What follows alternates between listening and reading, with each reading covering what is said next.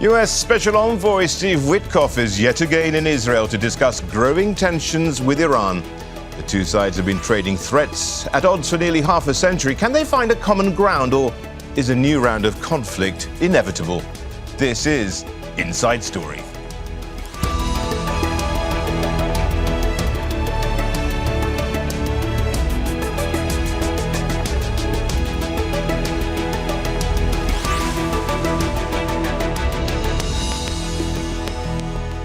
Hello and welcome to the programme. I'm Rishaad. Salamat. Renewed threats to strike Iran have once again raised the stakes across the Middle East. The US and Israel have toughened their stance against Tehran in recent weeks as the country was gripped by nationwide protests. Iran accused Israel of interference in those demonstrations. As the war rhetoric ramps up, Iran is threatening to inflict heavy damage on Israel if it is attacked. The tension between the two sides followed decades of mutual hostility that has shaped the geopolitics of the region. So, does diplomacy stand a chance in this long-running conflict? We'll get to our guests in a moment. First, this report from Imogen Kimber.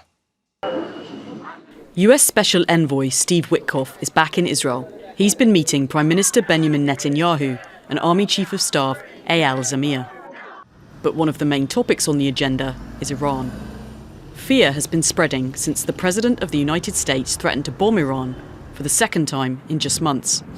Iranian Supreme Leader Ali Khamenei says a US attack could ignite a regional war. In response, Trump said if the Iranians don't agree to a nuclear deal, we'll find out if there will be. And he has increased the number of US forces in the region, including in the Strait of Hormuz on Iran's southern border, critical for oil shipments. We have a large armada, flotilla, you can call it whatever you want, heading toward Iran right now. Iran responded to the show of military might, threatening to hold naval exercises in the same spot, and reiterated its right to defend itself. And reports say the Iranian foreign minister will attend talks with US envoy Steve Witkoff in Ankara on Friday. But the US and Iran were not always at odds. The US backed the Iranian Shah, in power before the 1979 Islamic Revolution. But with the revolution, diplomatic relations between Iran and the US and Israel were over. In the 1990s, the US began heavily imposing sanctions on Iran, which intensified in the 2010s and have damaged the Iranian economy. From the 80s, Iran developed proxies in the region: Hezbollah in Lebanon, Assad in Syria, the Houthis in Yemen, Hamas in Gaza, and a number of paramilitaries in Iraq. As Iran continued its nuclear program for what it says are peaceful purposes, Israel began assassinating important Iranian figures rather than fighting its proxies, action it never comments on. Fast forward to June 2025, many of Iran's proxies have been severely weakened. Israel and Iran have their first direct conflict, and the US carries out strikes on Tehran and its nuclear program. Now, the US and Iran may be back to the negotiating table, but even so, American warships are making their presence felt on Iran's doorstep. Imogen Kimber, Al Jazeera for Inside Story.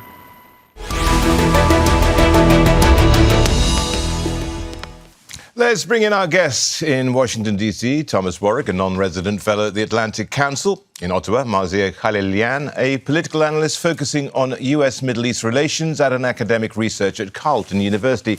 And in Tel Aviv, Alon Pinkas, a former Israeli diplomat. A warm welcome to each of you. 46 years ago, a deep friendship. Now, a deep enmity. Now, is war, if not now, ultimately inevitable? And that question goes to Alon first. Well, why am I the first to answer this? But since you asked, Iran and Israel had a very good relationship until 1979, until the Islamic Revolution.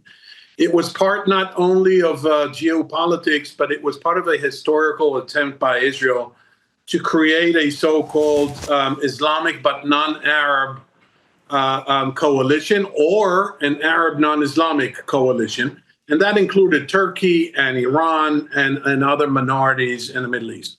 Obviously, that changed. Now, fast forward to where we are right now. we all need to understand, and I'm sure my colleagues here, Marzie and Thomas, know this as well. You have to understand where Mr. Netanyahu is coming from with this. This is his raison d'etre. This is his cause in life, toppling the regime in Iran. He sees this as part of a cyclical historical pattern of an attempt to annihilate the Jews.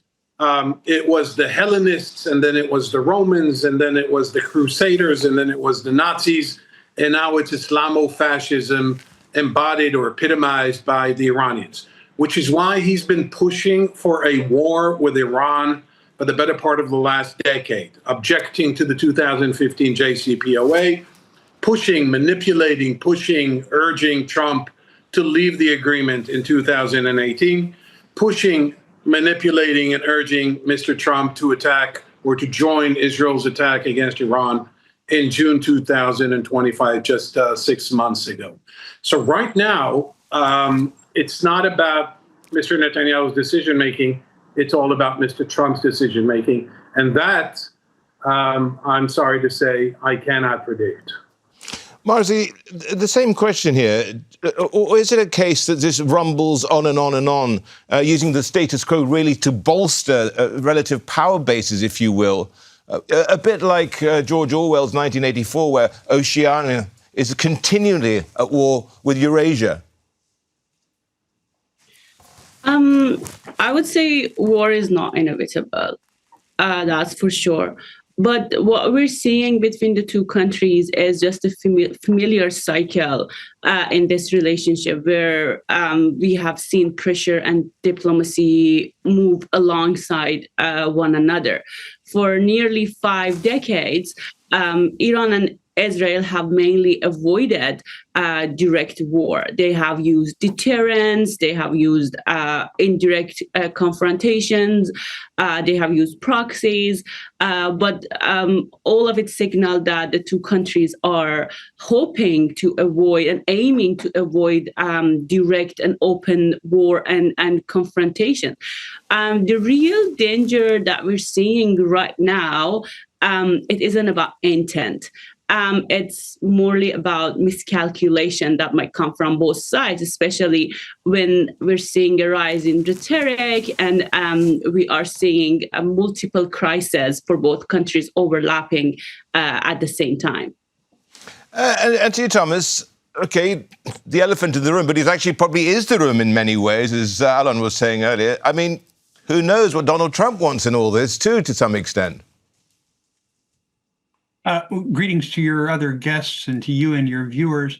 Well, President Trump is actually relatively simple to understand his motivations. Everyone knows his desire to be seen as a peacemaker, but he also regards Iran as one of the most dangerous threats in the world because of its nuclear ambitions, because of its proxy militias, because of its missiles, and because of its willingness to kill tens of thousands of Iranians in order to keep its grip on power.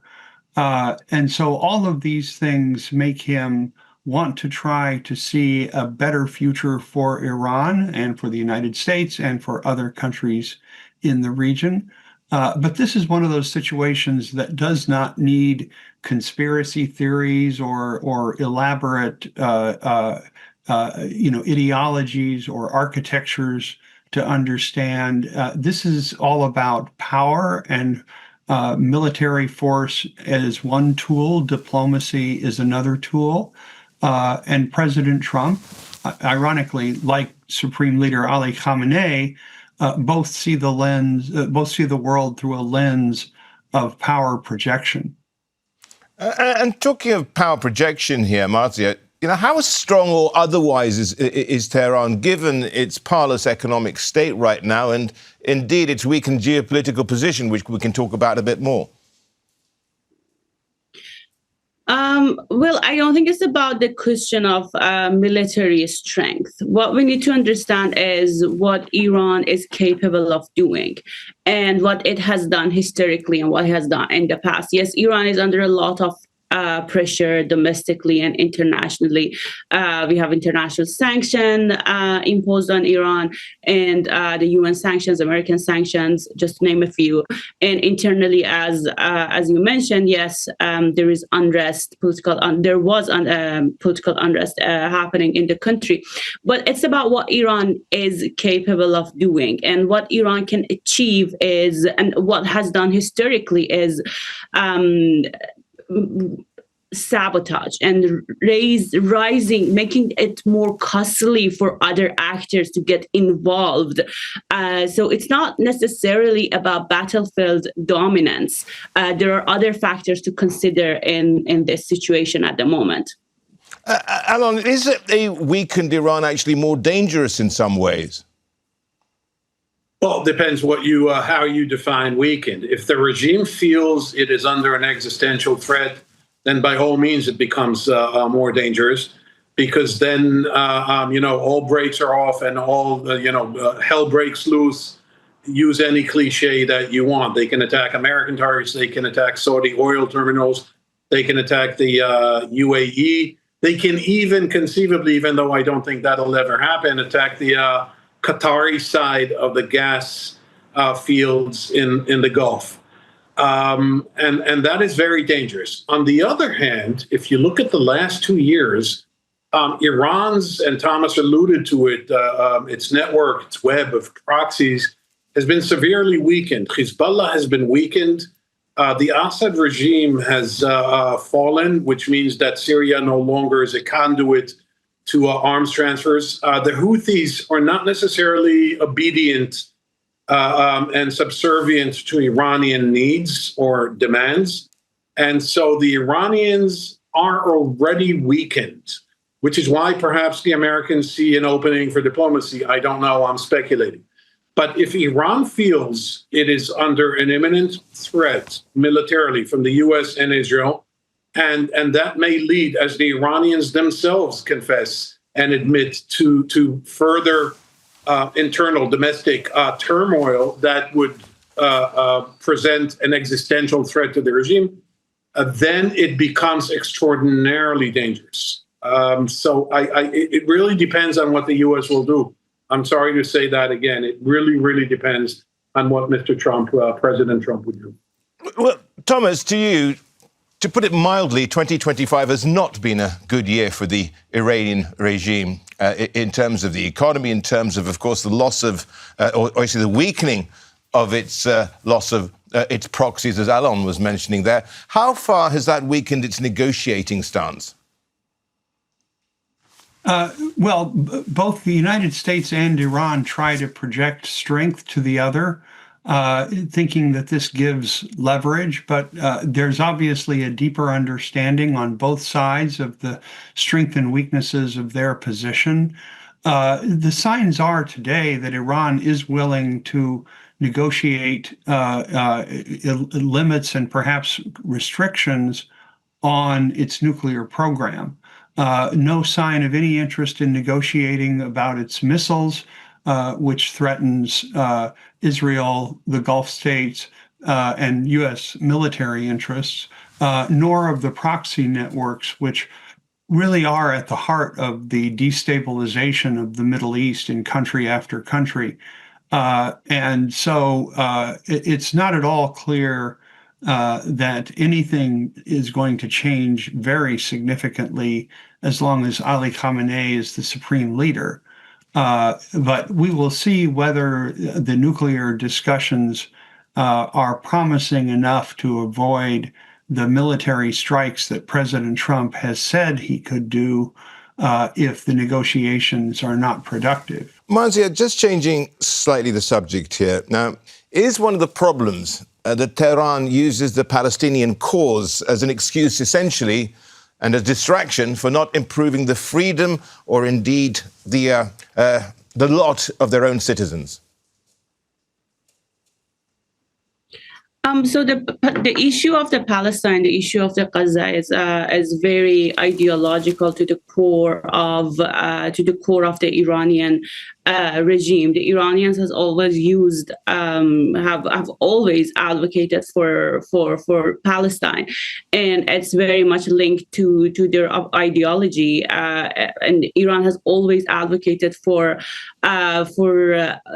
fighting for the oppressed and helping the oppressed as much as they can. And what we're seeing today and the way people in Gaza are being treated, it is at the core of the Iranians' ideology and one of the pillars of the Iranian regime to stand up for the people of the Gaza and to appease to the Iranian people, especially the hardcore Iranians, that Iran is at least doing something, whether it's just rhetoric, whether it's just language, but doing something for the people in Palestine, in Gaza.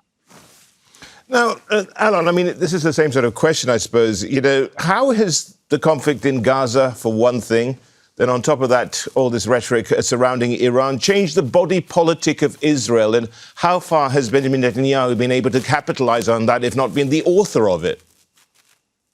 Well, he has been the author of it, but just to continue along Marzie's lines, the Iranians, at least in the last 6 months, have been pretty much avoiding the Gaza issue. They have the U.S., they have the snapback sanctions from Europe, they have that imminent threat from Israel and the U.S. of military action. And they have domestic upheaval and turmoil. So Gaza is not, or the Palestinian issue in general, is not the top of the agenda, not for the ordinary Iranian in Tehran or Mashhad, but even for the Iranian leadership. And I doubt that's going to change. Nor, by the way, are the Palestinians expecting anything from the Iranians. But per your specific question, look, Mr. Netanyahu, until the 7th of October 2023, came up with a bogus, disingenuous theory that he can somehow manufacture regional agreements that would circumvent the Palestinian issue. There was a deal, there was an imminent deal with Saudi Arabia, a trilateral U.S., Saudi, Israeli deal, on the shelf being waited to pick. No, that was never the case. Then came October 7th and more or less put the Palestinian issue and the center and the forefront of the international agenda. That has subsided somewhat since the ceasefire in September. However, I don't think Israel can avoid this. You know, he could talk about Iran all he wants. The biggest challenge to Israel's geopolitical future is the Palestinian issue, not the Iranian issue. Thomas, your thoughts on that? Because, you know, the point is, what does Israel want just beyond regime change in Iran? What does it want in a broader geopolitical context there in the Middle East? Well, it needs to be remembered, regime change is a means to an end, but what Israel wants is security. The same that could be said about Iran, Qatar, Saudi Arabia, the United States, Europe, and other countries. And in this case, Israel believes that it is somewhat unnatural or illogical that a country like Iran wants to destroy the state of Israel. Israel does not pose a threat to Iran if Iran was not posing a threat to Israel. From Prime Minister Netanyahu's standpoint, the challenge is, how do you get Iran to stop threatening Israel? And he is convinced, as I have to say many in Israel are, and a good many here in the United States, that as long as Khamenei is the supreme leader, as long as the system is effectively run by a hardline group like the Iranian Islamic Revolutionary Guards Corps, this kind of ideology of destroying the state of Israel will stay Iranian state policy. There are only two countries in the world where one member of the United Nations seeks to destroy another member of the United Nations. That's Iran towards Israel and Russia towards Ukraine. So, not surprisingly, both of these are considered a source of great danger by a great many countries in the world. Now, Marzie, Iran is the only country in the Middle East which has an indigenous Jewish population of about 10,000. They've got a seat reserved in the Majlis as well. So, when they talk in Israel about this being a religious problem with Jews, are they conflating it with a problem with Zionism? Is that the issue?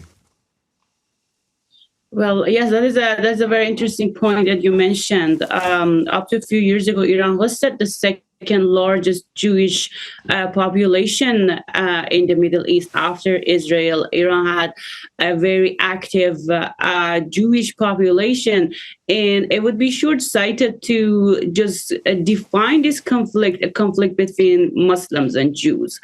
Iran has never used any Iran has never shown any animosity towards Jews as a religion. Jews are Abrahamian religion and deeply respected by Muslims. As you mentioned, the issue is with the way Iran frames it is that the issue is with Zionism.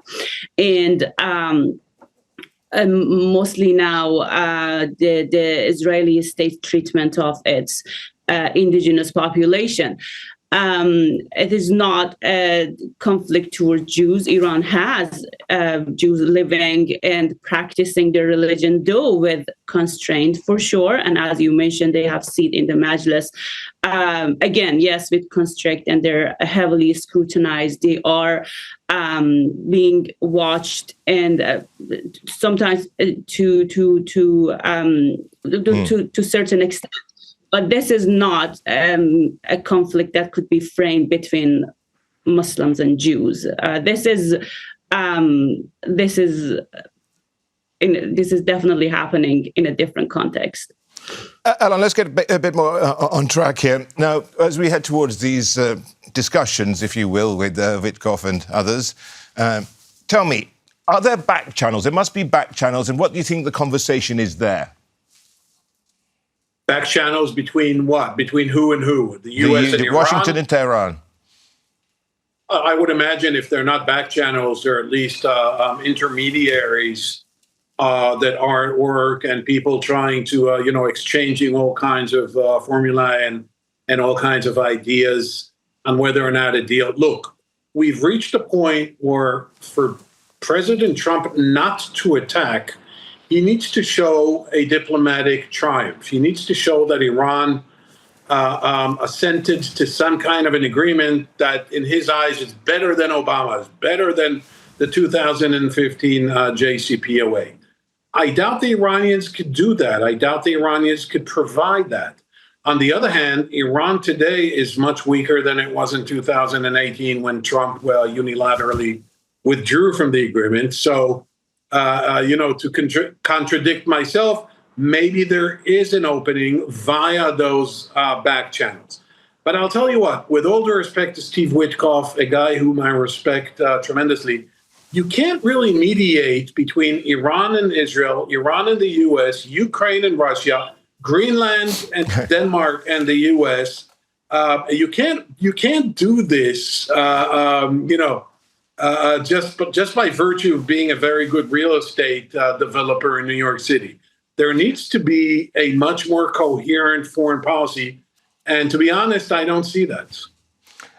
Absolutely. There's the same point to you here as well, Thomas. I mean, the question is, over time, how both sides change their red lines, as it were? Well, I think the red lines have changed relatively little, but the description or discussion of them has changed. To your earlier point, your earlier question to Ilan, there have been back channels between the United States and Iran since November 4th, 1979. So the countries always have a way of talking with each other or getting messages back and forth. Sometimes these become public. More often they don't until they get to a certain stage. There's a lot of both governments playing to domestic audiences or what they think are their supporters and constituents. So there is an element of theater to these kinds of negotiations. But the crucial thing, the crucial question at the center of these is the worldview that the two top leaders on each side have of themselves and their countries. Both the United States and Iran share, ironically, the idea that they are special countries with special qualities that should be of interest to the rest of the world. And both, of course, find out sometimes the rest of the world has a different view. But in this particular case, the question is, are the governments willing to give up something that the other side wants in order to get something that they want? And that's at the heart of every major international conflict going back, centuries. It's a particularly dangerous one here, because even though the countries have some ironic qualities in common, they often have a fundamentally deep misunderstanding of the way each other's societies work.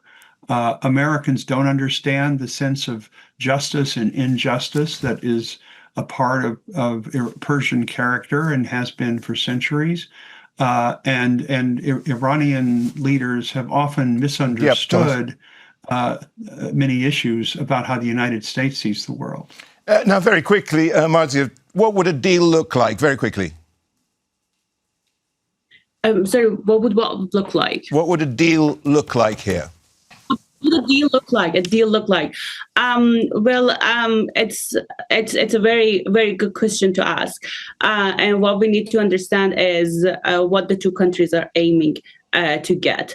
We saw in 2015 what a deal can look like. Limiting Iran's nuclear activities in exchange for sanction reliefs, which is just as simple as that. But at the moment, with the three countries using threatening languages towards one another, which is aimed to raise leverage for each country, it's just an American threatening language and the threatening actions toward Iran is just making compromise a lot more costly for Iran. It seems that, and especially with Israeli actions, that has seemed to aim to stop any such deal between Iran and America. And like what we saw during the 12-day war between Iran and Israel, Iran and America were amidst negotiation with one another. And then we saw the Israeli strike inevitable retaliatory action. So this is a very complicated situation at the moment. Marzie, thank you. Marzie, Khalilian, Alan Pinkas, and Thomas Warrick, thank you so much for joining us. And thank you too for watching. You can see the program again anytime by visiting our website, aljazeera.com. And for further discussion, simply go to our Facebook page. That's facebook.com/AJ Inside Story. You can also join the conversation on X. Our handle is @AJ Inside Story. From me, Rishaad, Salamat, and the entire team, bye for now.